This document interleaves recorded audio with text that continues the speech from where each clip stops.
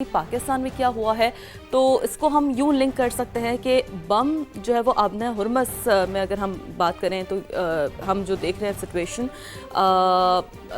जो गिरे हैं, या अगर हम ये कह दें कि जो स्टैंड स्टिल सिचुएशन वहाँ है, लेकिन उसका जो असर है यानी कि मशरिक़ वस्ता की जो सारा का सारा इम्पैक्ट वो पाकिस्तान में हुआ है। अब जी वो कौन सा बम है जो हम यहाँ पर आवाम के लिए बात करें, वो जी है पेट्रोल बम, यानी महंगाई का बम। हुकूमत ने पेट्रोलियम के दाम बढ़ाने का कोई मौका है ना वो हाथ से हुकूमत नहीं जाने देती है। अवाम का पेट्रोल की कीमत 250 रुपये करने का एक मुतालबा था, आप लोगों को याद होगा, जो कि हम उसी सिचुएशन से रिलेट करते हैं ना, जिस तरीके से मैंने कहा था कि आपने हुरमस में जब बम गिरा तो एक बम यहाँ पेट्रोलियम मसनूआत का गिर गया।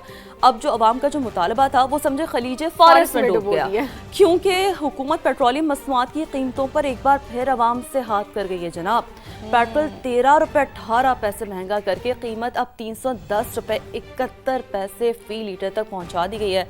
सवाल हर कोई ये कर रहा है कि अब बंदा जाए तो जाए कहाँ? ऐसी है, जबकि अवाम का मुतालबा ये था कि 250 रुपये तक पहुंचाया जाए, ये तो 300 से भी क्रॉस कर चुका है। इसके अलावा जो डीजल के दाम है वो भी 13 रुपये 80 पैसे बढ़ा दिए गए हैं। हाई स्पीड डीजल 323 रुपये 30 पैसे फी लीटर मिलेगा, जो कि बहुत महंगी ये रेट, बहुत ज़्यादा रेट है ना। इसके अलावा पेट्रोल पर आयद लेवी में 9 रुपये 64 पैसे फी लीटर का बड़ा इजाफा किया गया है, जिसके बाद पेट्रोल पर लेवी 80 रुपये तक पहुंच गई है, और साथ ही डीजल पर लेवी 70 रुपये 82 पैसे फी लीटर पर बरकरार है। हुकूमत ने मिट्टी का तेल भी नहीं छोड़ा, पूरे 11 रुपये 19 पैसे महंगा कर दिया है, जिसके बाद मिट्टी के तेल की जो नई कीमत है वो 242 रुपये 33 पैसे तक जा पहुंची है। अवाम कह रहे हैं कि हुकूमत कुछ तो रहम करे। अवाम हमेशा ही यही कहती रहती है कि हमारे हाल पर कुछ रहम किया जाए, हमारी हालत बेहतर हो, लेकिन लगता नहीं है कि हुकूमत के इस तरह का कोई इरादा भी है।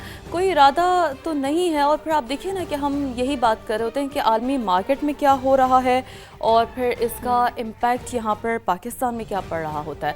और अब जिक्र उस इमारत का कर लेते हैं, आगे बढ़ते हैं, जो कि गिर कर फिर जिंदा हो गई है। गवर्नेंस का तो बुरा हाल है ही, लेकिन निज़ाम अदल भी अब समझें सवालिया निशान बन रहा है। बिल्कुल ऐसा ही है। कल एक अदालत ने कहा कि कराची का नस्ला टावर गैर कानूनी है, गिरा दो, गिरा दिया गया। आज दूसरी अदालत लगी और उसने फरमान बल्कि जारी कर दिया कि सब कुछ गलत हुआ। विफाकी आईनी अदालत ने सुप्रीम कोर्ट का जो फैसला है वो अदालती इख्तियारात से तजावुज करार दे दिया है। और कितनी अजीब सी ये बात है, गिरी हुई गाय पर तो सब ही चढ़ दौड़ते हैं, लेकिन क्या सिंध हुकूमत और क्या आबाद?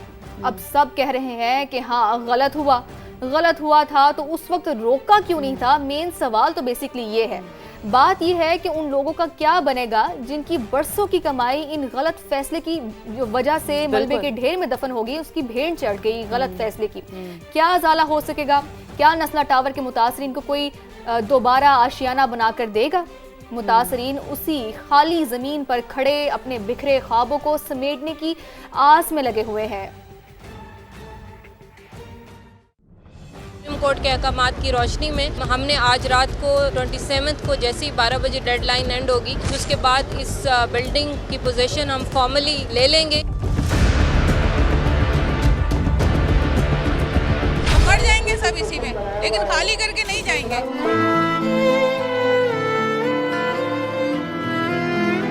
सबकी नींदें उड़ गई हैं, सब आकर बातें करती हैं कि हम अब क्या होगा, अब हम कहाँ जाएंगे। शायद वो नस्ला टावर की आखिरी रात थी जब इम्तियाज अहमद की बेटियों ने अपने फ्लैट की खिड़की से रोशनियों के शहर कराची को आखिरी बार देखा। पूरी ज़िंदगी के 58 साल गुजर गए, और जब मुझे अपने एक प्रॉपर्टी जो मैंने खरीदी, वाहिद प्रॉपर्टी, उसके जब लीज के डॉक्यूमेंट मिलने का टाइम आया तो पता लगा कि ये इल्लीगल है। ये कहाँ का इंसाफ है? हमारा अपना घर नहीं होगा आगे फिर, तो इस पर बहुत अफसोस होता है।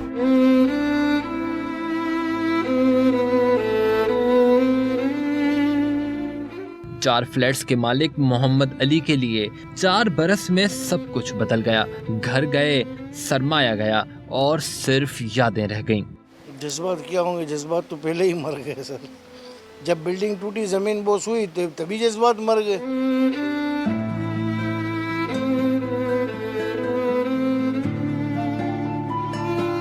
वादे करते रहे, बातें करते रहे, हमारे हिस्से में खाली धक्के आए, समझे ना, मगजमारियाँ आई, और ऊपर से जो दरबदर हुए उनमें हमारी शमी आपा का इंतकाल हो गया।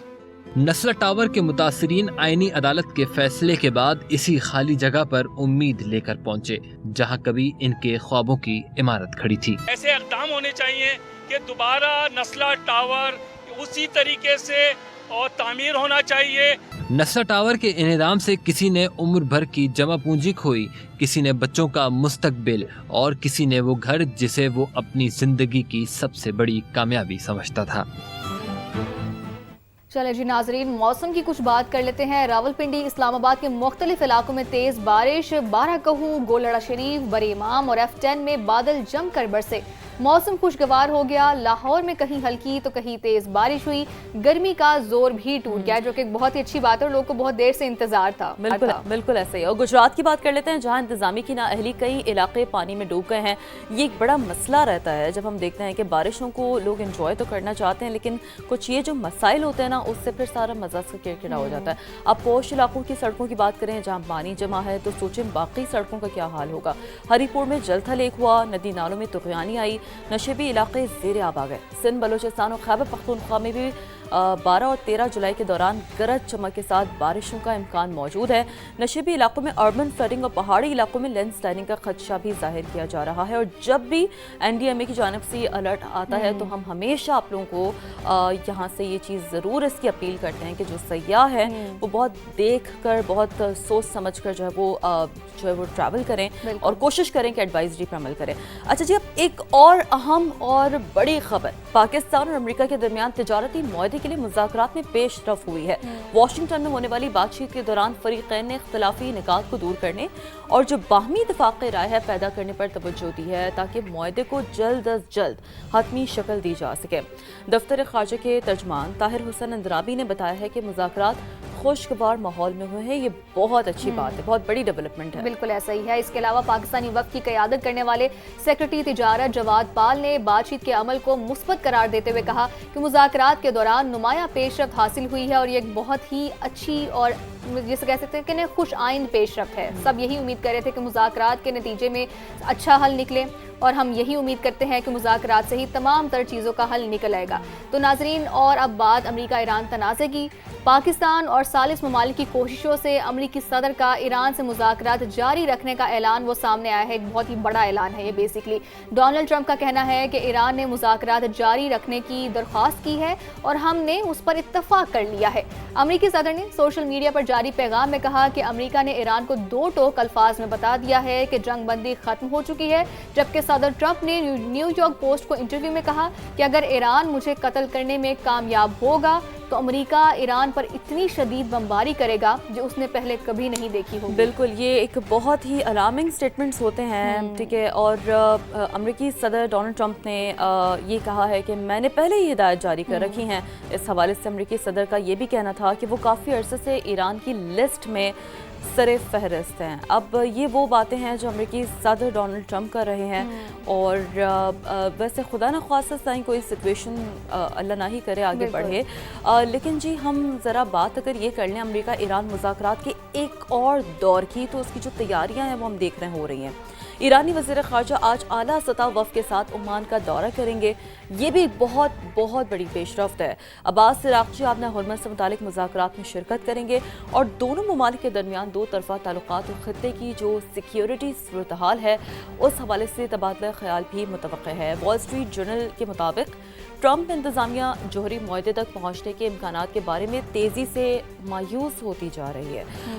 CNN ये रिपोर्ट कर रहा है कि ईरान को आबना हुर्मत से तेल बरदार जहाज़ों की आज़ादाना आमदरफ़्त यकीनी बनाना होगी। ऐसा ना हुआ तो अमेरिका जोहरी मुज़ाकरात की तरफ पेशरफ्त नहीं करेगा, क्योंकि हम ये देखते हैं कि ये एक बहुत ही इम्पोर्टेंट पॉइंटर होता है जब स्टेट ऑफ हॉर्मस की बात होती है, जिसमें हमेशा डेडलॉक बरकरार रहता है और फिर होता ये है अल्टीमेटली कि मुज़ाकरात अफेक्ट होते हैं। अब ये जो एक मुज़ाकरात की तैयारी, मुज़ाकरात नहीं इफेक्ट होते, पूरी दुनिया का ट्रेड इफेक्ट होता है। इवेंचुअली जो ऑयल प्राइसेस हैं वो इफेक्ट होती हैं और फिर पॉवर्टी पे, پہ, مہنگائی کے اوپر, ان تمام سب پہ تر impact چیزوں پہ پڑتا اس کا بہت زیادہ امپیکٹ پڑتا ہے. تو جی جناب آگے بڑھتے ہیں اور بات کریں کہ عباس عراقچی کا جو دورہ عمان ہے وہ مشاورتی عمل کا تسلسل ہے. فریقین آبنہ حرمت سے جہازوں کی آمد و رفت کے لیے مناسب طریقہ کار پر بات چیت کریں گے. ترجمان ایرانی وزارت خارجہ کی تصدیق سامنے آئی ہے. امریکی صدر کا دعویٰ بھی مسترد کر دیا, جیسا کہ ہم بات کر رہے تھے کہ دونوں جانب سے بیانات کا سلسلہ جاری ہے. ایک طرف سے بیان آتا ہے, دوسری جانب سے اس کو مسترد کر دیا جاتا ہے. انہوں نے کہا کہ ہم نے مذاکرات کے لیے کوئی درخواست نہیں کی. قطری وفد نے مشہد کا دورہ کیا اور ہم نے انہیں اپنے نقطہ نظر سے آگاہ کیا. تو بیسکلی انہوں نے یہ کہا ہے کہ یہ ایک معمول کا دورہ تھا اور ہم نے ان کو اپنے نقطہ نظر سے آگاہ کر دیا ہے, کوئی ایسی بڑی بات نہیں تھی بیچ میں. اس کے علاوہ حملے اور پابندیاں مفاہمتی یادداشت کی کھلی خلاف ورزی قرار دے دی ہیں. وہ بولے کہ ہم نے پہلے ہی کہہ دیا تھا کہ عہد کے بدلے عہد ہوگا. اگر دوسرا فریق اپنی ذمہ داریاں پوری کرنے میں ناکام رہتا ہے تو ہم بھی ضروری اقدامات کریں گے. یہ بہت ہی بڑا بیان, ہم جیسے کہ بات کریں کہ دونوں جانب سے بیانات کا سلسلہ جاری ہے, دونوں جانب سے وارننگز کا سلسلہ بیسکلی جاری ہے. ٹرمپ کی جانب سے بھی بار بار یہی کہا جا رہا ہے کہ اگر مجھے کچھ ہوا تو پھر ایران کے اوپر بمباری کر دی جائے گی. ایران کی جانب سے یہ مسترد کر دیا گیا ہے بیان, اور پھر یہ کہا جا رہا ہے کہ عہد کے بدلے عہد ہے, اگر نہ اس کو پورا کیا گیا تو پھر اس کے بعد ایران کی جانب سے بھی بھرپور جواب دیا جائے گا. اچھا, یہ جو ہوتا ہے نا ہمیشہ جو سٹیٹمنٹس کا تبادلہ ہوتا ہے وہ آپ دیکھیں کہ وہاں سے نا آپ سچویشن بہت حد تک بھام سکتے ہیں کہ معاملات کس جانب بڑھ رہے ہیں. یہ بات بھی درست ہے کہ آپ کے پاس جو ایک بیک چینل ڈپلومیسی ہے وہ ہو رہی ہوتی ہے, مذاکرات کا عمل بھی ہو رہا ہوتا ہے, لیکن سٹل دونوں ممالک کے پاس نا اپنا کوشچن ہوتا ہے کہ وہ اپنے سٹیٹمنٹس اپنی عوام کو جو ہے وہ مائل کرنے کے لیے سامنے رکھ سکیں. اب جی امریکی صدر ڈونلڈ ٹرمپ کا سعودی ولی ہے شہزادہ محمد بن سلمان سے بھی رابطہ ہوا ہے. یہ جو رابطے ہوتے ہیں اس دوران اس سچویشن میں وہ بھی بڑی اہمیت کے حامل ہوتے ہیں. مشرق وسطیٰ کی صورتحال اور جو علاقائی استحکام ہے اس سے متعلق بات کی گئی ہے. امریکہ اور ایران کے درمیان جو ہونے والی بات چیت پر بھی تبادلہ خیال کیا گیا. وزیر خارجہ مارکو روبیو کی سعودی ہم منصب سے ٹیلی فونک گفتگو ہوئی ہے اور علاقائی سلامتی استحکام پر بھی گفتگو کی گئی ہے. ایکزیوس کے مطابق ٹرمپ انتظامیہ یہ چاہتی ہے کہ ایران ایک بیان جاری کرے, وہ دنیا کو بتائے کہ آبنہ ہرمز کھلی ہے اور بحری آمد و رفت جاری ہے. امید ہے تہران آج عمان میں ہونے والے اجلاس کے بعد باضابطہ بیان جاری کرے گا, اور اگر ایسا نہ ہوا تو اسے سخت نتائج کا سامنا کرنا پڑے گا. یہ جو چیزیں ہیں یہ جو امریکی صدر ہے ان کی انتظامیہ کی طرف سے سامنے آ رہی ہے, وہاں کی حکومت کی جانب سے سامنے آ رہی ہے کہ ہم چاہتے ہیں کہ ٹھیک ہے گفتگو ایک جانب, سارا کچھ ایک جانب, لیکن ہم چاہتے ہیں کہ ایران یہ چیز اناؤنس کر دے. بالکل. تو اب دیکھتے ہیں یہ سچویشن کس جانب بڑھتی ہے. رہی عوام کا پیٹرول کی قیمت 250 روپے کرنے کا مطالبہ خلیج فارس میں ہی ڈبو دیا گیا ہے, جبکہ حکومت پیٹرولیم مصنوعات کی قیمتوں پر ایک بار پھر عوام سے ہاتھ کر گئی ہے. پیٹرول 13 روپے 18 پیسے مہنگا کر کے قیمتیں 310 روپے 71 پیسے فی لیٹر تک پہنچا دی گئی ہیں, جبکہ ڈیزل کے دام بھی 13 روپے 80 پیسے بڑھا دیے گئے ہیں. ہائی سپیڈ ڈیزل 323 روپے 30 پیسے فی لیٹر ملے گا. پیٹرول پر عائد لیوی میں 9 روپے 64 پیسے فی لیٹر کا ایک بہت بڑا اضافہ کیا گیا ہے ناظرین, جس کے بعد پیٹرول پر لیوی 80 روپے تک پہنچ گئی ہے. ڈیزل پر لیوی کی بات کر لیں تو 70 روپے 82 پیسے فی لیٹر پر برقرار ہے. حکومت نے مٹی کا تیل بھی نہیں چھوڑا اور پورے 11 روپے 19 پیسے مہنگا کیا ہے, جس کے بعد مٹی کے تیل کی نئی قیمت 242 روپے 33 پیسے تک جا پہنچی ہے. عوام کہہ رہے ہیں حکومت کچھ تو رحم کر لے.